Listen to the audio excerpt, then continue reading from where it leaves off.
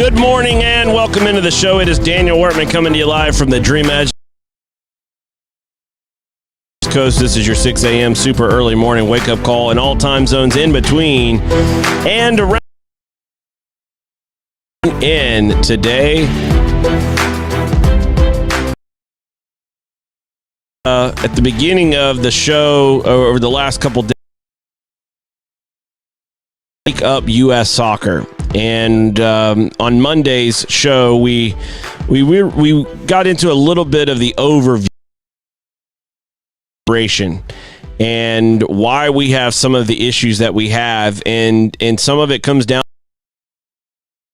has structured itself in terms of the councils, and they're not working together, and it's because they're not constructed to work together. The system and structure of it turns organizations against one another. They compete in areas where we shouldn't be competing, and it weakens our ability to compete in areas where we need to open the show. We're talking about the professional council. So a couple days ago, we talked about the youth council, and we talked about the mess and the alphabet soup there at the youth council, and how you have clubs literally driving past other for matches, which increases cost, it increases time, and these are all arbitrary marketing labels because unison with the federation, and really it's a lot of redundancy. We don't need all of that, and really what we need is local in the same system, and may the best teams become champion and play in the regional setups and so on and so forth, and everyone should be in one connected system of leagues. No gatekeepers, none of that. And we're going to get into a little later on, but today we're getting into another council, which is the professional council. There are some similar things going on here. U.S. Soccer says that its mission and its goal is to make soccer in its preeminent forms, in all of its forms, the preeminent sport, I should say, in the country. Pits leagues against one another, and we talked some about that on the youth council, our adult amateur segment. It gets even more magnified, and part of that is it's gotten to the real legal challenges, and we're not talking about a frivolous lawsuit. We're talking about lawsuits that are already in the millions of dollars in legal fees because of the way the federation is conducting its business. Now, and responsibility at the youth level, and we can also say the same about the adult amateur space, that they've not really set up guidelines, provisions, sanctions for alignment with one another. That has not happened in the in the professional council of professional leagues. It has gotten a lot more hands-on in that arena, in that space. And that has primarily happened over the last couple decades. And that has coincided with Major League Soccer. Powerful within the federation, as it has made more money off of the federation, as it has continued to be in business with the federation. Professional standards for leagues have become more and more strictly enforced. They do not want to see the USL, nor NISA, or the NASL compete against them. They do not want that competition. So you will find professional league standards segment that are written in ways to make it very difficult to power and privilege. And it's a very big deal. Don Garber makes a lot of money off of U.S. soccer.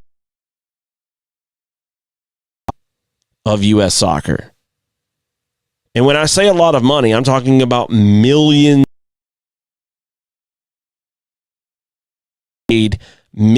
upon millions of Soccer United marketing that has a no-bid contract with the U.S. Soccer Federation. He also makes of Major League Soccer. And you say, within the professional council and in conjunction with you, like, how does that work? Own two companies, and they're kind of like Siamese companies. So we can keep money over here in the Soccer United marketing players and invest it back into the game on the field by crying poor over here. Gap in between, and he's made himself a fortune. What has come as a result of that? Hoarded for himself power. He is a board member of the contract with that gives him personally millions of dollars. Now, this means that he becomes the biggest gatekeeper of U.S. soccer. Even if leagues want to do something creative, something authentic football, authentic, like institute solidarity payments and training compensation up and down the system, make entrance into their leagues based on how a team performs on the field. What a novel idea. Reward the champions with the ability to play in a higher league. Leagues we watch on TV. But instead, that doesn't happen here. Why? Because it threatens his payday.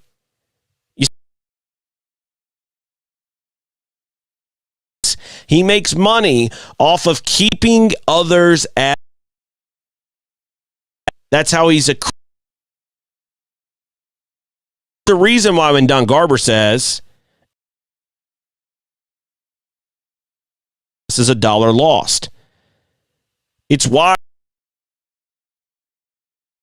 to the youth soccer business of dollars in the youth soccer economy. Lies in one spot. It's not like you're going in to make a power play. Your hands on that billions, but the ecosystem. Dollars.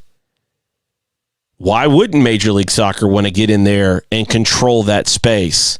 Infiltrate it to keep their power generations to come. The professional council is not set up in an aspect of equality when it comes to genders. We already know the solo with the federation and their lack of equal treatment, lack of equal pay. But we also see this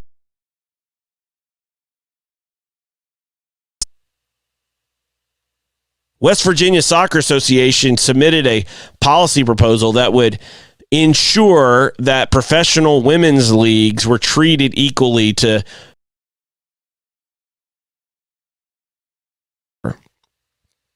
there were all kind of roadblocks thrown out by the board of directors claiming that there's just no way they could do this. And then they said, hey, we'll take care of it ourselves. Nothing happened because it is something Don Garber doesn't want.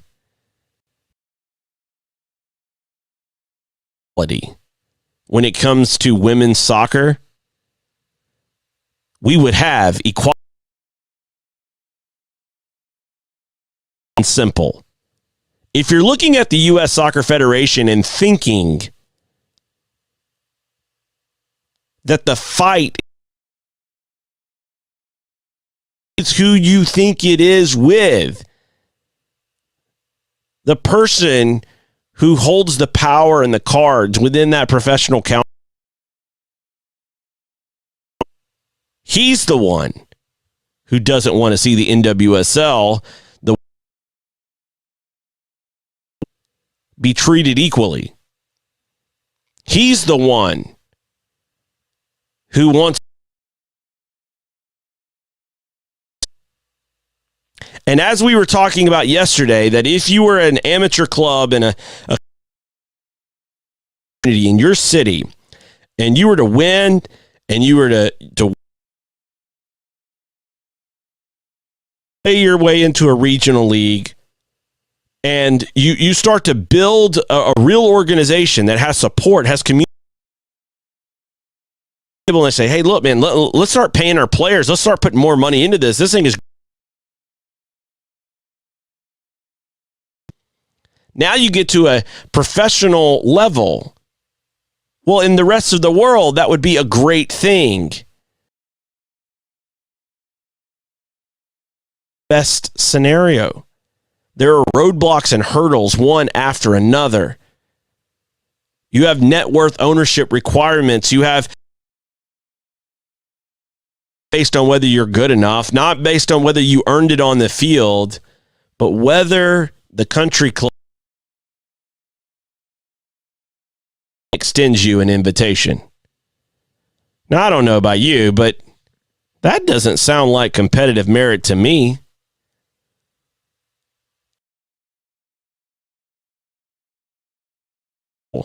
Should be focused on creating the highest level of play in the world.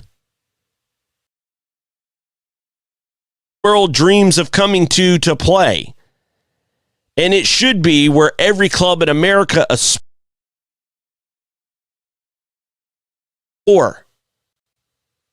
But that's not the case. Instead, we have a system that limits player wages, that it limits access to entire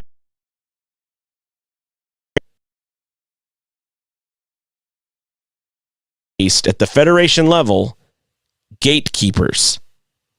And the biggest gatekeeper of all, the biggest gate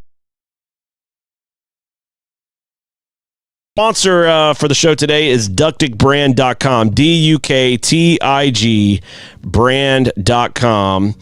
And if you're watching, where could I go to write down some notes? Like, this is some interesting information I didn't even realize. A journal from Ductic Brand today at ducticbrand.com and use promo code DW.com.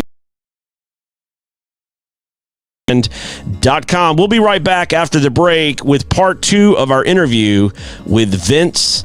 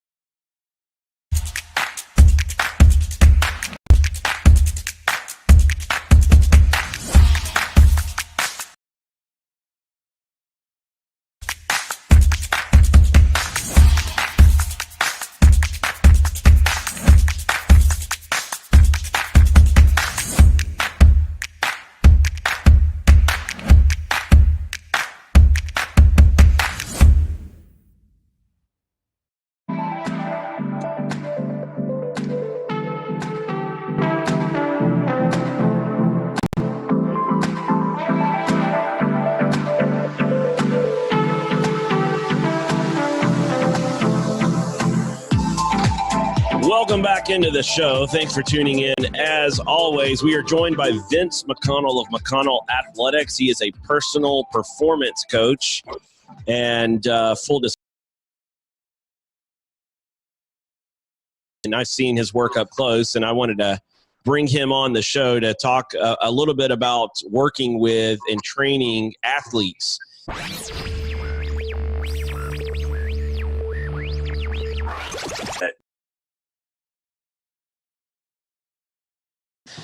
How important is adversity to,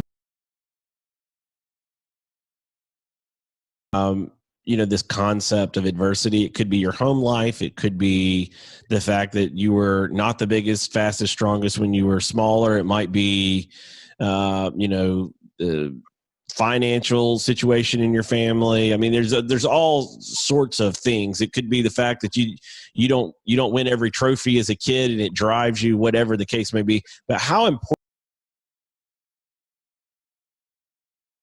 resilient and high performing athletes who are able to have good and long and careers that excel?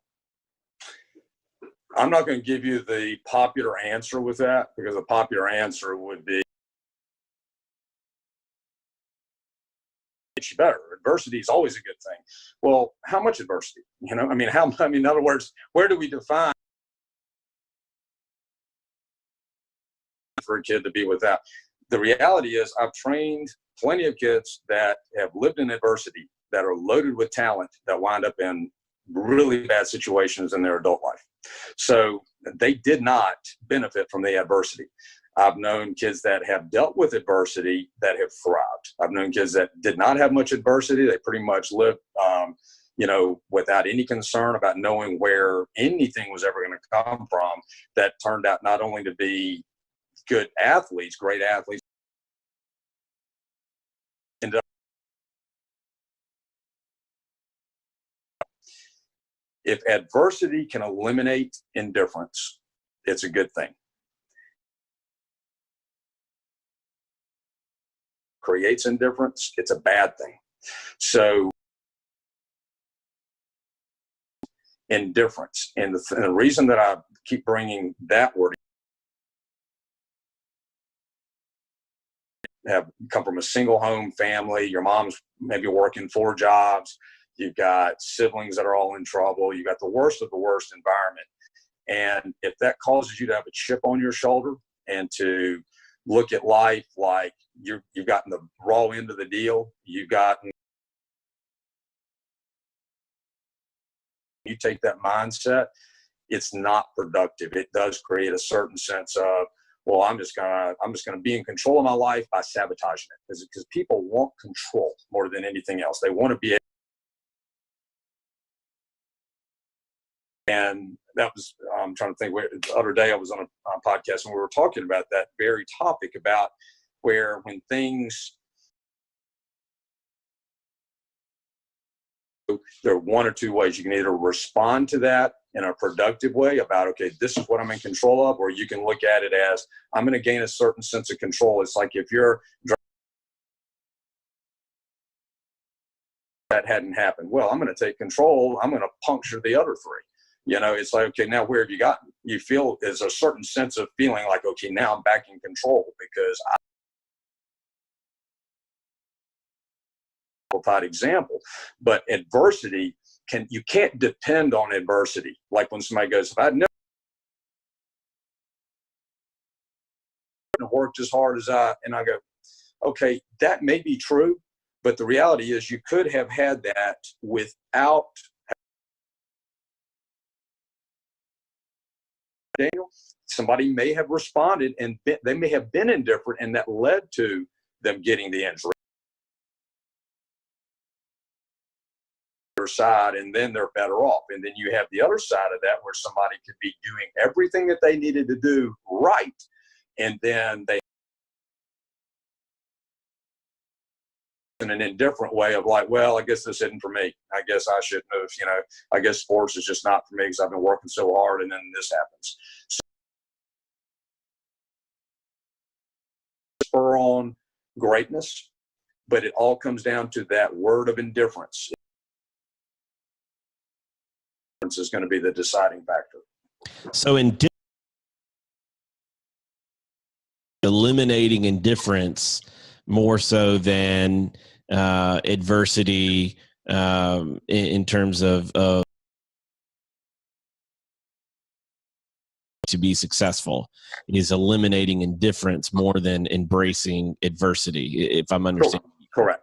Because, like, for instance, if somebody was a tragic event in my life, I never would have done A and B. Now, that's good that you've turned that into a positive, and then you yourself have come to a solution. And this is, I can't do anything about what happened. This is a good thing going forward. I would have taken life in a complacent way. Then again, that should be something that's applied. This is how you get successful: is you have some tragic event happen in your life. You have some horrible to work with it. That saying, you don't know what you have until it's gone. That doesn't have to be true. It's better to continue to push forward with that. So it's not necessary to go through the adversity with what I have. I mean, I think it's better to not have that knockback.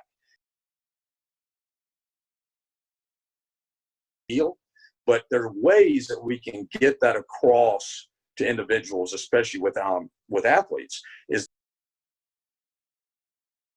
let's stay on top of things. Let's stay on this. Let's stay competitive, with yourself. Let's stay in. This is not the time that you go, okay, I'm there. I'm there. I don't have to.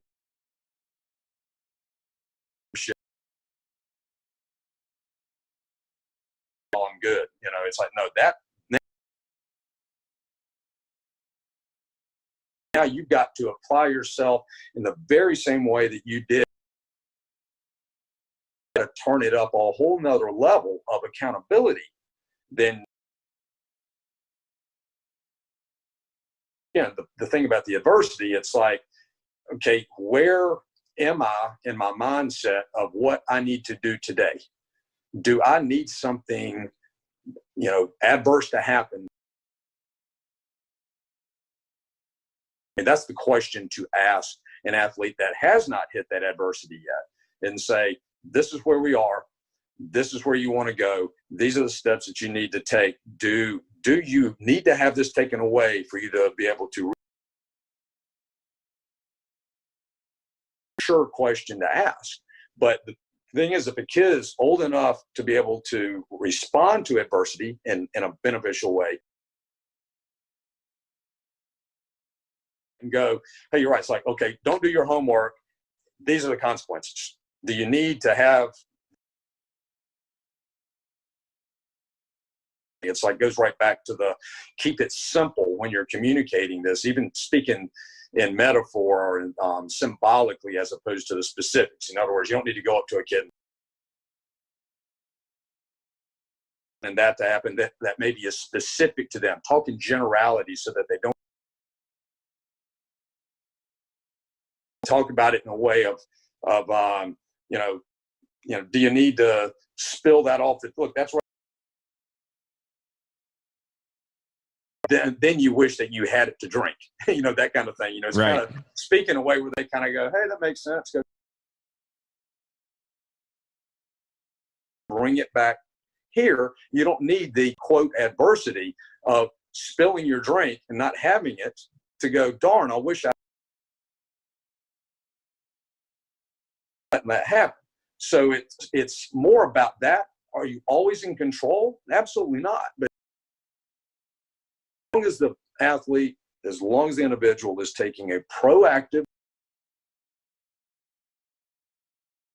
they're less likely to have those negative things that happen.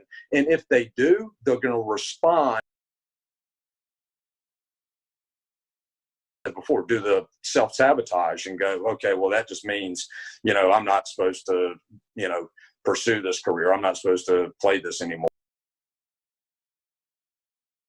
Comes back again. And why do they choose indifference? Because it gives them a sense of control in that environment, because people always want to, it's kind of like when or break up with her, and she's probably thinking maybe she should break up with you. You want to be the one to break you, and you go, wait a minute, hold on, what are you talking about? No, see, it's like, wait a minute. I want to be the one, controlling it. I want to be the one controlling the thing. Well, think they've got what it takes. They tend to make some bad decisions and go, well, see, that, I tweaked my hamstring, and that's why, I always get the bad breaks. Okay. That's something that you have to be aware of when excuse for someone to cash their chips in. Yeah. I mean, personal experience, the type of learning that hurts the most and costs you the most, rather than learning from. Last topic I wanted to on is, we're in this pandemic. The country are starting to ease restrictions and come out of the pandemic in terms of these professional leagues around the world. When America, with some of the other sports like the NBA, Major League Baseball, are all having these kind of players training, etc. How important is it as these players get and training to get starting to do it in a smart way, rather than just there and ready to go, and then a few weeks ago I had to stay home, and now I'm going to flip the switch and just go right back to where I was overnight, rather than process. How important is that for these athletes? It goes back to the mindset aspect as well, because that's something that and again, it depends on the type of athlete. Specifically for them, I would just talk about them that are used to being in a high school program. It's almost 365 that there's a level of accountability with that. There's a sense of belongingness with a team like that as far as the structure goes. And there hasn't been that. I mean, I know I've seen the programs that some of these top level college coaches send the kids, but they don't have. There is definitely the need to take it in a very deliberate process. Having everybody's been caged up, man, bam, now we're going to unleash it, and then everybody's going to come back and just start. There's going to be a lot of consequences and things that we don't want if that is the case. They're going to be more apt to just wanting the kids back and getting them running and doing all kinds of things that just, are dynamic. And if they've been doing anything, outside of,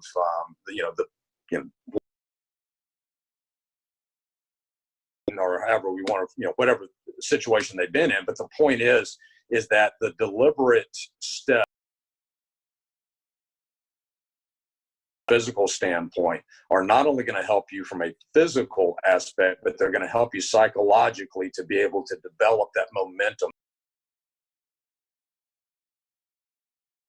You're not going to get back 100% to where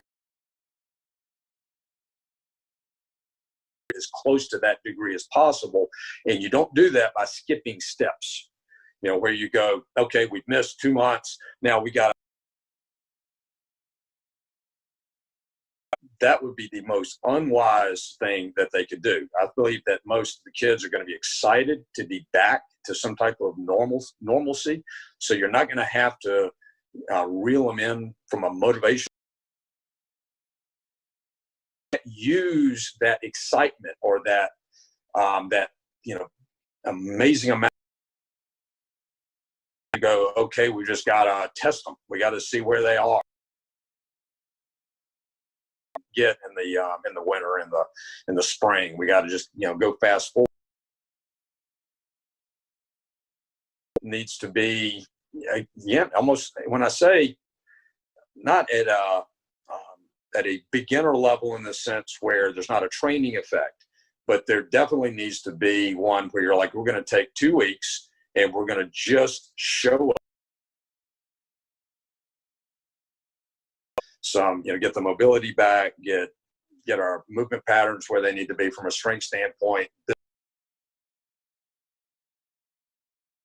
The same level, because some of them have been training harder than others, some have been working harder than others, some of them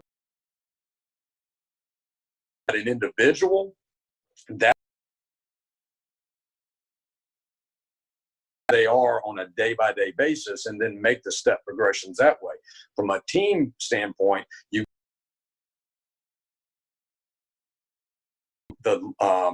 the degree of the 25% of our athletes that are in the worst condition, we need to look at that right there as our baseline for the first couple of weeks. So we need to assume they have not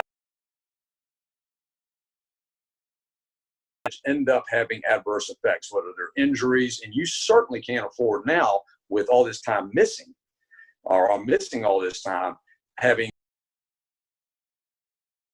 other thing that mind it and go, okay, injury prevention first is going to be our first.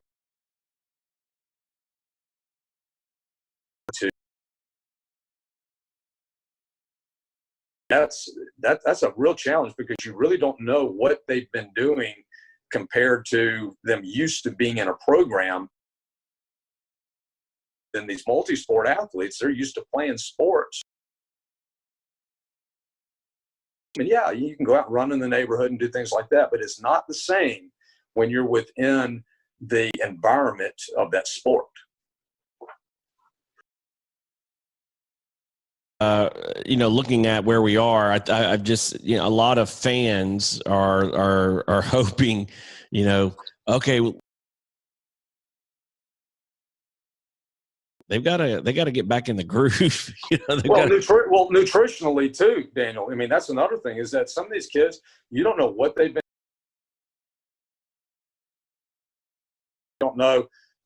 In general, you don't know what they've been doing with their lifestyle. So there's a lot of the unknown that,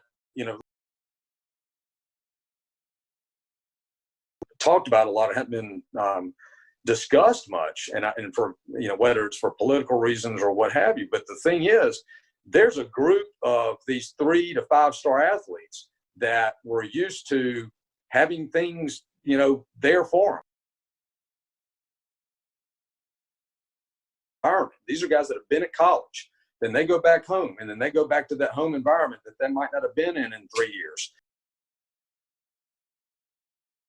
You don't know what they don't have available to them, and so that's that unknown. Because typically, like a football, 3 weeks out of the year, and that's 3 weeks in May. The rest of the time, they are on campus, except for maybe a week. Say at any SEC school. So for only 3 weeks out of the year, they're on campus. I mean, you basically just said everybody's got to go home for at least 2 months, and longer, because it's going to continue to go and progress. What kids are we going to have coming back into this program? Aside from they're not going to be on, but what kind of what environment have they been in? What have they been exposed to from a, I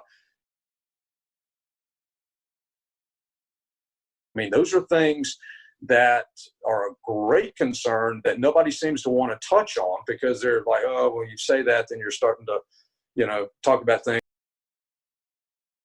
Right there is going to be that ghost in the machine, so to speak. Football players or ACC, any Power Five, and you bring them back.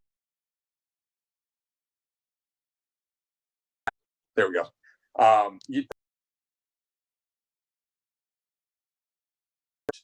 And you go, okay, we got a month to get ready for the season. You really don't know what you're dealing with to start with. That's why the condition of the bottom 25%, that's where we're going to start. But we need to start there and then gradually, as opposed to what we would be doing this time of the year. You need to scale it back to way back to what you would be doing back in the spring, and then gradually bring it along. And if you have peak training that you normally would have in early August, well, then so be it. You have to trust that with your performance training is only as good as injury prevention. Right. So when somebody goes, oh no, we got to work. And this is what we need leading into game one, the end of all matter. So you have to, and you can't get injured and then say, I wish we weren't injured. Once you're injured, it's done. So that in, I would scale it way back with those guys and literally just say, we're going to show up healthy enough to play. And then the advantage is year and get them even better conditioned in mid-season, whereas typically there's a little bit of a fall.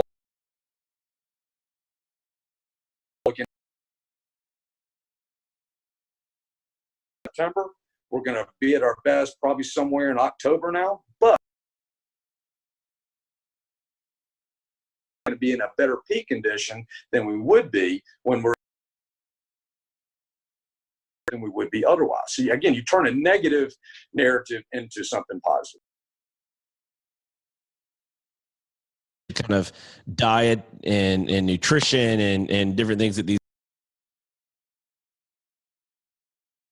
into these college programs are not home particularly a big amount of time throughout the year while they're in their college career.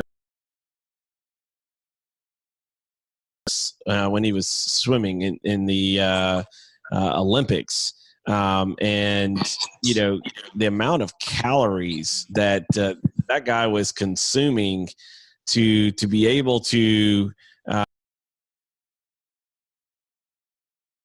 and build his body to be able to compete and perform. I mean, it's not like he was going and putting down.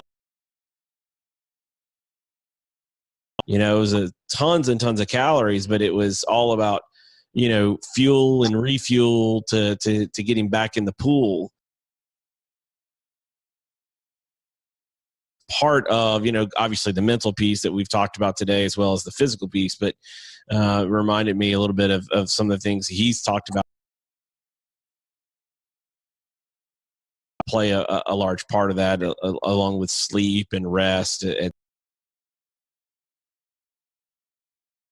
So all of that you just mentioned, that's so directly involved in injury prevention. Losing weight, it's the fact that those nutritional time at those schools doing that. So you can't throw that out now and say, well, it doesn't matter. We really didn't. Took 5 kids out of a program 2 months ago and said, you're not going to show back up until their college. Go, oh, he's good to go. He's good. Of course not. You would look at it and say, well, he's not even close to being prepared. Well, see, they're going to have to look at going to be the difficult challenge for them, because if you can say, oh, they're ready to go from 0 to 6, time that you normally go through is really irrelevant in just something that's just pomp and circumstance. So it's, so you can't have it both ways. You have to look at it relevant to our performance level, our injury prevention. So we have to go back to that step and make an honest assessment of where we are on that. Ready, then we can step it up, but we've got to scale everything back and see where everybody is. Like I said, the same way I would. Yeah, that's a very, very big, important point. Vince, I sharing your insights on athletes and high performance, the psychology piece as well. I really appreciate you coming on to do that. Continue to trend in the right direction, and people can get back to a safe reality. And I know folks like you are anxious for that to happen. Oh, yeah. So you can get back in the gym with all. All right. Awesome time. I appreciate it, Daniel. Thank you. Thank you. That is, and I appreciate him coming on the show. We'll be right back after.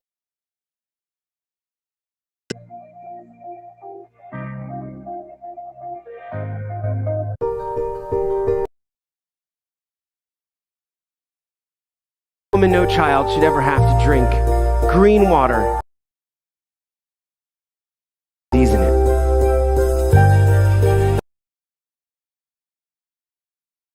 Toilets kills more people than all the wars in the world. Water right now to every single person. Communities that truly.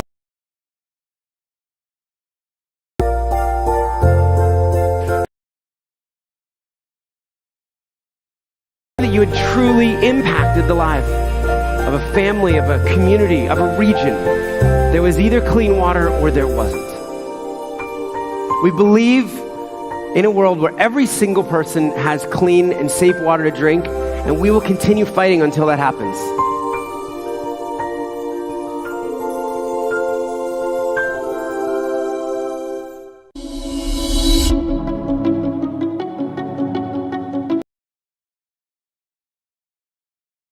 As always, we appreciate it. Big thanks to Vince for doing that two-part interview. A little bit different conversation than we normally have, and I felt like it would be good for a lot of players out there who are thinking opening back up, and just thought it'd be a good time to have someone on that has expertise. As always, you can watch at danielworkman.com. We'll see you again tomorrow.